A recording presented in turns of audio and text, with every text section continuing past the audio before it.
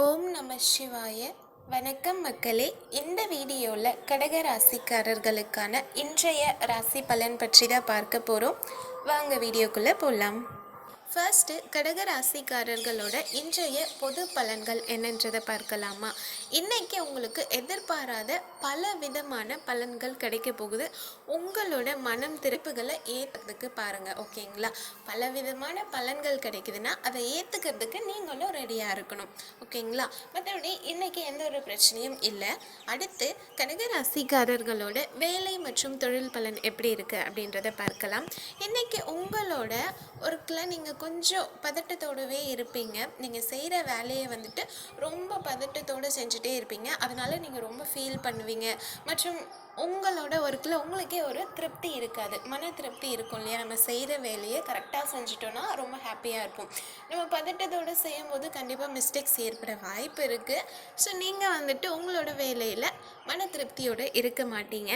அடுத்து கடக ராசிக்காரர்களோட காதல் மற்றும் திருமண பலன் பற்றி பார்க்கலாம்.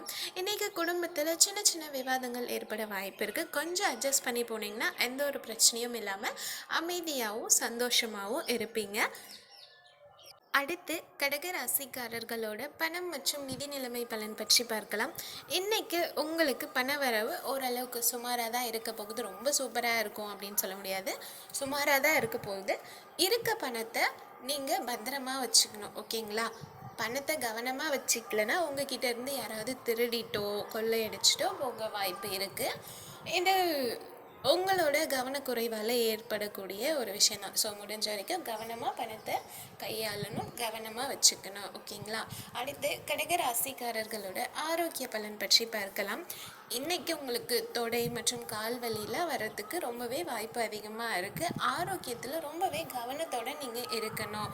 முடிஞ்ச வரைக்கும் நீங்கள் வந்துட்டு தியானம் மேற்கொள்வது மூலயமா ரொம்ப ஹெல்த்தியாகவும் இருக்கலாம், மன அமைதியும் கிடைக்கும், ஒரு பீஸ்ஃபுல் லைஃப் வந்துட்டு நீங்கள் லீட் பண்ண முடியும். ஹெல்தி ஃபுட் சாப்பிட்டு ஹாப்பியாக இருங்க. அடுத்த வீடியோவில் சந்திக்கலாம். வீடியோ பிடிச்சா மறக்காமல் சேனலை சப்ஸ்கிரைப் பண்ணி சப்போர்ட் பண்ணுங்கள். உங்களோட கடகராசி ஃப்ரெண்ட்ஸ் அண்ட் ஃபேமிலிக்கு ஷேர் பண்ணி சப்போர்ட் பண்ண சொல்லுங்கள். நன்றி.